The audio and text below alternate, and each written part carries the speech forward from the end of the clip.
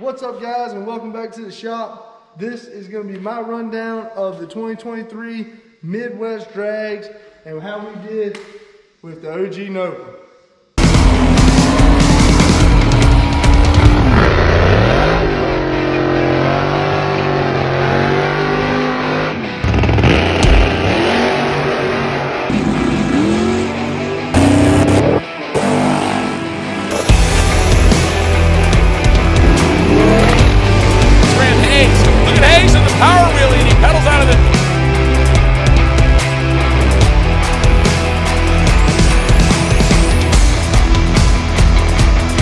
Alright guys, first of all I just want to start off by saying that I know there's a lot of controversy right now in the drag and drive community with as far as the gentleman that puts on Midwest Drags and trademark deals and stuff like that. Look, I'm not here to talk about any of that.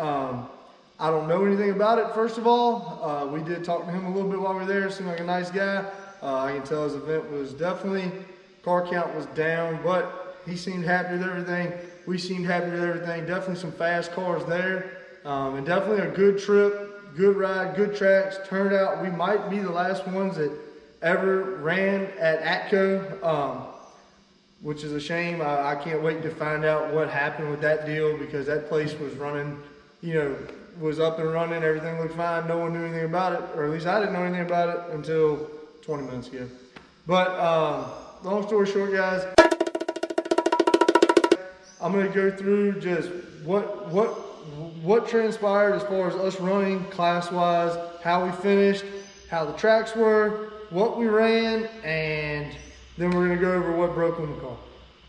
So without further ado, let's go over with what the week brought. So Monday, we ride down, get there nice and early, get a nice parking spot all the way in the dirt. But we get registered early, they open up tech early, so it was always, you know, we got in line, ran up there, went through tech, no problem. Me and Mr. Gold with the Starlet, and get back from tech, we decided we're gonna go make some test hits. So me and Eric, Barone's driving, we go make a couple hits. I go down, runs at 8.1, 8.0, something like that. You know, in the 8s, I'm happy. That's what we ran at 6th week. You know, I thought the car might be a little bit faster, but I'm happy, whatever. Barone, you know, we went side by side down through there. He goes at 8 something, 8.20, whatever. He dumps it early. Really not sure what happened on my part. Long time since we ran the quarter or whatever. And we get back and get to looking, and I'm like, man, I dumped this thing at like 6.5 seconds. So I get to talking to everyone, and everyone's like, oh man, you know, it's probably gonna go 8.0s, you know, maybe 7.99s, whatever. So Eric ends up making 2 or 3 more passes with the car that day. They're having some issues, but mostly with it just driving and figuring out little things with the tune-up, how hard they're gonna run it. You know, they're still learning that car, it's very fresh. So anyway, long story short, we call it done for the night. They quit testing at 5, so we go get something to eat, enjoy our last night, kind of normalness. So get back the next morning, driver's meeting, bright and early, got all the trailers loaded up, everything's ready to go. So we pull the cars out, go down to the staging lanes, or go down to the pits at the front, unload everything, the trailer's locked up, no more going back there. We got everything we need for the week, hopefully. If we don't, we'll have to get it somewhere else. So I don't remember what pair we were, but we were pretty early in the morning, first couple pairs down. We go down through there, I hold it all the way to the scoreboards. This thing goes a 780.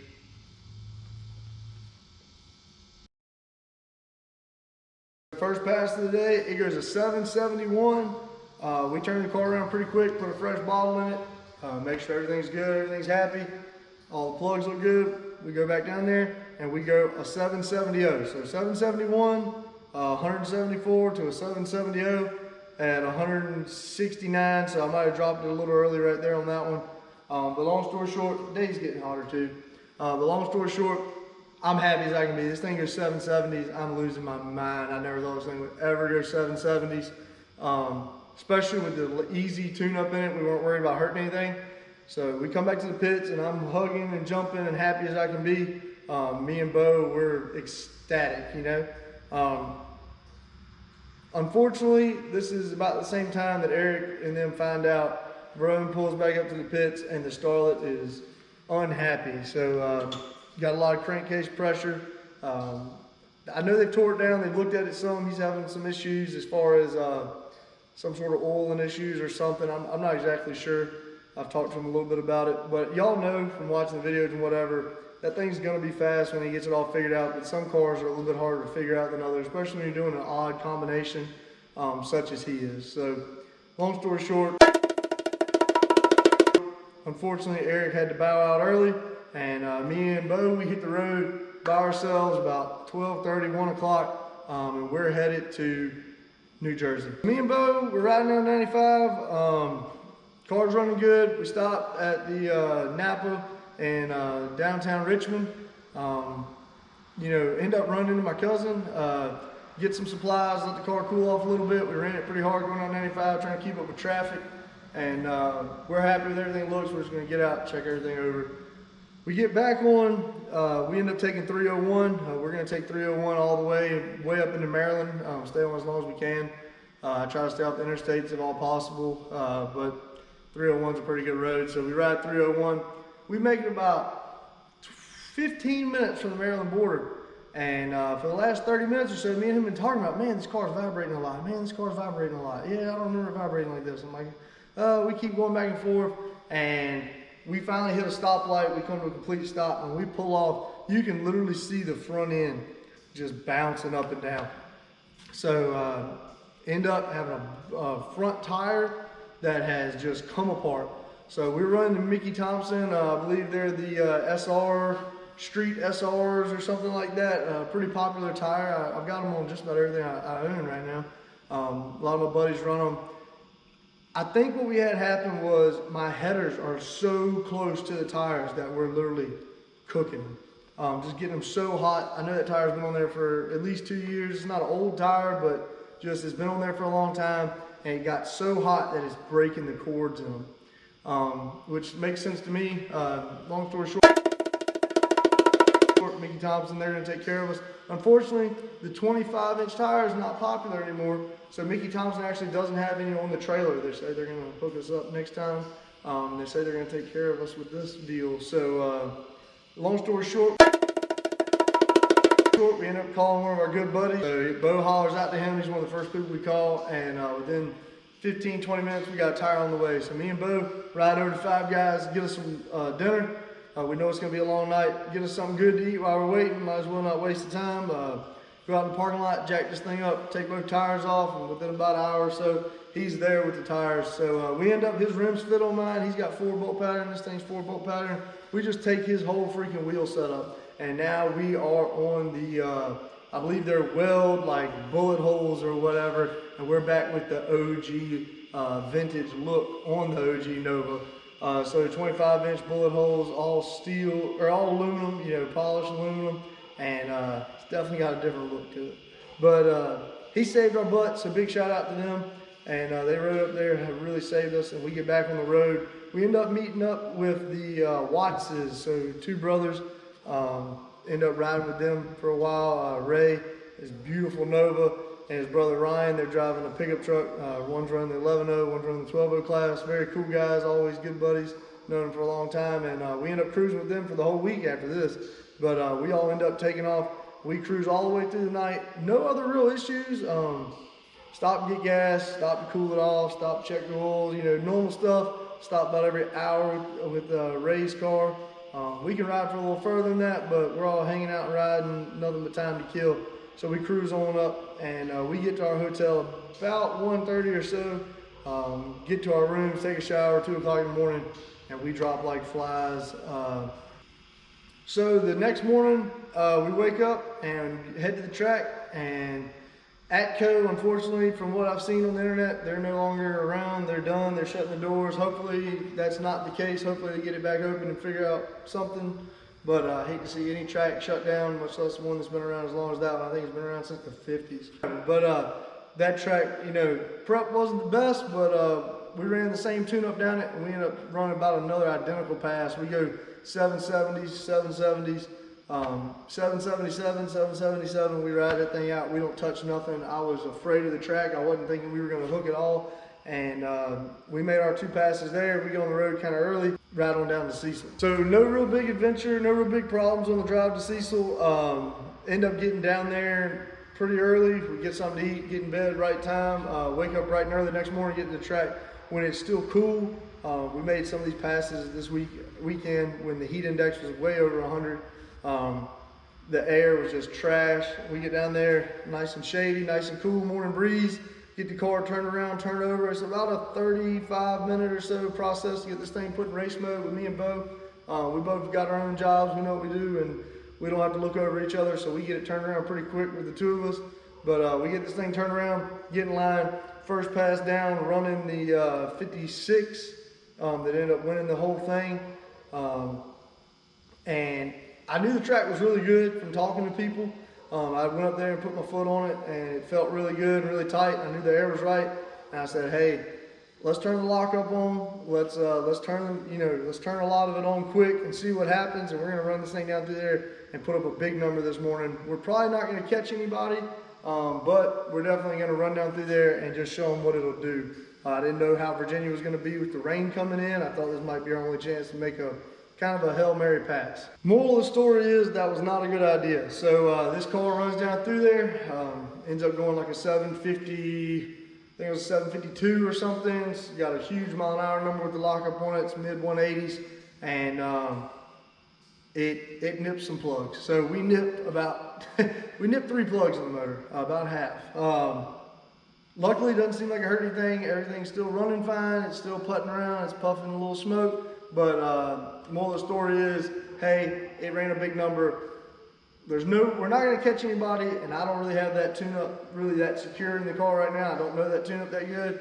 It wasn't a lot of time, so we're not going to stick around and pump the motor and see how everything do. At this point, we're going to drive it until the damn thing locks up anyway. So we might as well just put another safe tune-up in it, change the plugs, put another safe tune-up in it, and we go down through there. I turned the lockup off, took a bunch of nitrous out to leave on it, put the timing I had in it before back in it. Probably what ate most of the motor up was just the timing. And then we run down through there again. It goes to 770. Wouldn't go, I was planning on going to 60 or so, but I think the car was definitely hurt, and about back where we had it before. Probably would have been in the 80s at this point, if not the 90s. So even running a little harder, it definitely, it's Cheech and Chong in it going down through the track, but it makes it down through there. We get the car turned around, we head back to Virginia. We get back to Virginia pretty late. We go all the way back to the house. We're gonna sleep in our own beds tonight. Unfortunately, Bo has a family medical emergency.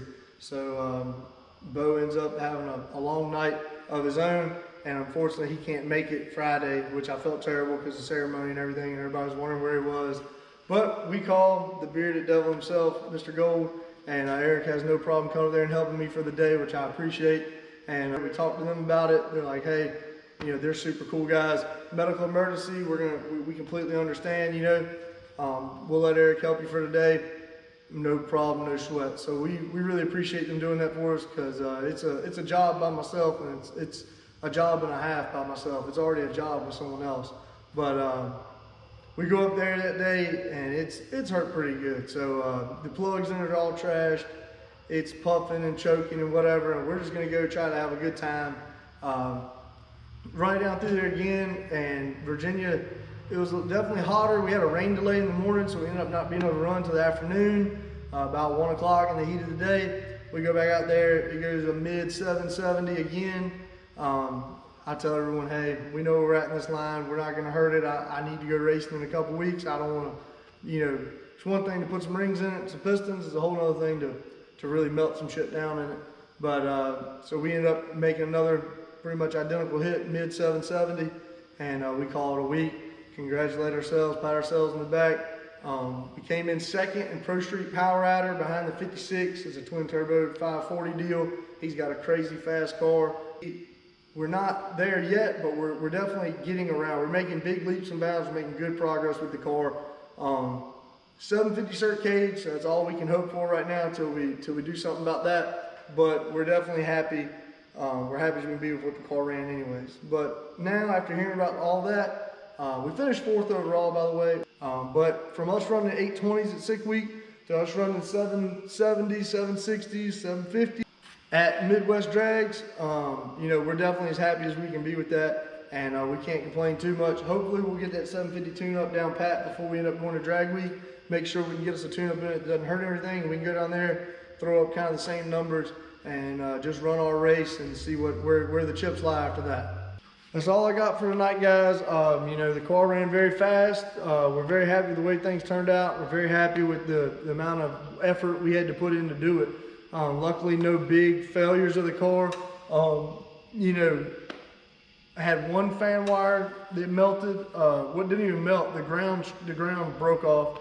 I believe it was just from sitting there rattling. It's been on the car for 8 years or whatever. You know, I mean, it did remarkably well. Very little maintenance, and to be honest with you, I kind of planned for the worst and hoped for the best.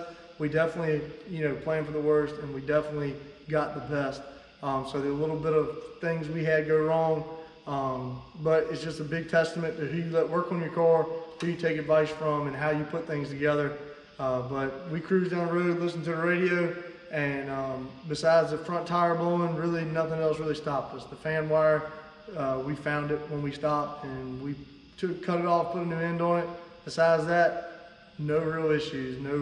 No fuel pump failures, no overheating issues besides the fan wire, and it was just getting a little hot.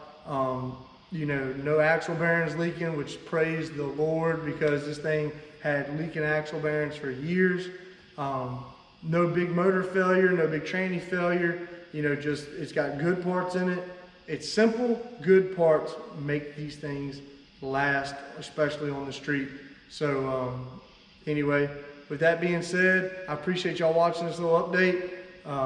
Definitely have some more coming on the S10 in the future. We're going to start working on that, and a new addition to the shop will be here shortly. So once we get that back, definitely making some content on that. Thank y'all for watching. Please like and subscribe. Go check out the Facebook page if you haven't, and y'all have a good night. Boom.